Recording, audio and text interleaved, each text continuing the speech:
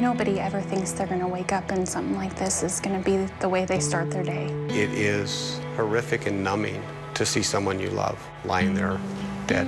I was completely catatonic. I mean, this was surreal. It just wasn't real.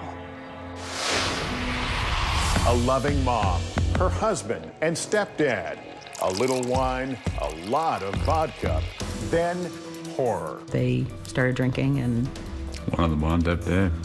one of them wound up dead. A dedicated father gone. It came down as a possible suicide. Suicide? Well, it was his own hand wrapped around the gun, and he had money problems, big ones. We didn't do a lot to save up for a rainy day, and there was a lot of rainy days coming in our future. But some suspected murder and wondered if his wife was hiding something. Why isn't Belinda doing CPR on my brother? She's a nurse. There was only one other person who'd been there. Could he reveal the truth? I'm trying to remember it as best I can. Why couldn't he remember? Oh yeah, the vodka. He's a lawyer and an ex-cop. Right, he's an extremely drunk lawyer and ex-cop. What really happened on that booze-filled evening? I'm Lester Holt, and this is Dateline. Here's Keith Morrison with In the Dead of Night. On the 29th of December 2010, Rob Fisher kissed his wife goodbye, got into his car here in an upscale neighborhood of Orange County, California, and pointed east into the desert.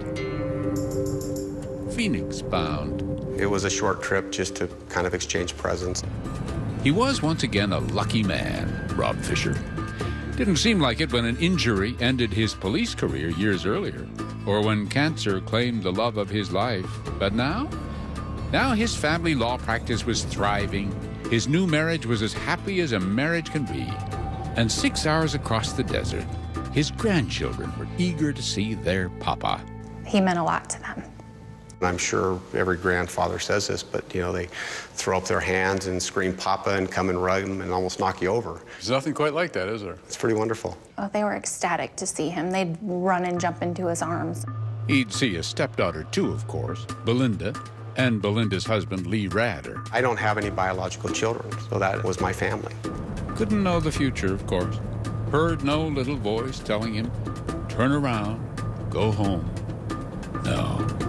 But how life can change in a moment. 911, what's your emergency? He shot himself. I don't get it. He shot himself. Okay, who shot himself? I don't know who he is. So confusing, those panicked hours before dawn, December 30th, 2010. I was in too much of a state of shock to ask any questions. I'm trying to remember it as best I can. I don't remember everything. What happened here? Here in the dead of night, under a star-spattered desert sky.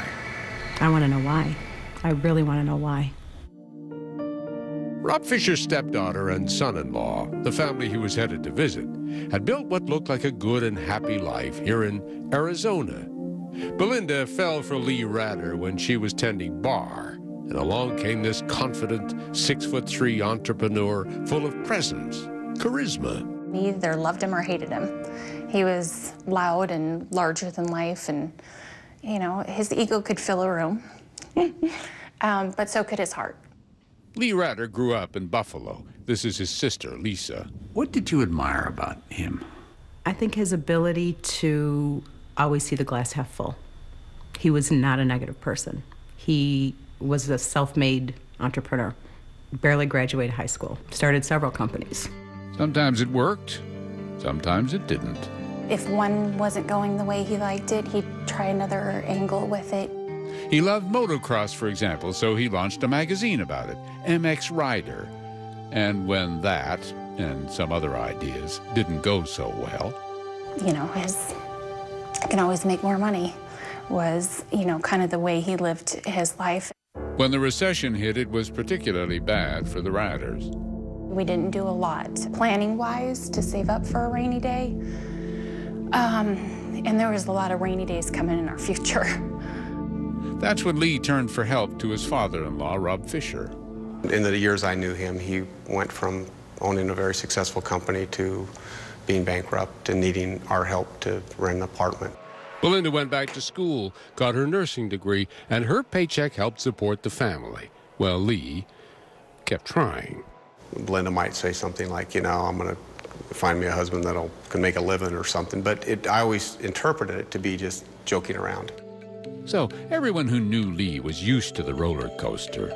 His close friend and sometimes business associate, Eric Lampole. I've seen Lee be rich with a new Jaguar. I've seen him in bankruptcy and losing the house. But by late 2010, something was up, and it looked good. Well, we started this company called Senecon. He came up with this technology that uses computers to track gaming trends. And Lee, the eternal salesman, began closing some deals to supply and install his company's software at Indian casinos. Those were small in comparison to landing some of the casinos in Las Vegas or Atlantic City, and then we were on the verge of doing that, and Lee was certain it was going to happen in the new year. But until that happy day could materialize, Lee devoted himself to family. I mean, he loved his family. He would be the one to tell the girls to pick up the phone and call their papa. And now Papa, bearing presents, was coming to visit. He was just going to come and spoil the girls and have dinner and go home. They had dinner out, then went back to the house. Lee poured the nightcaps. Lee was a good host.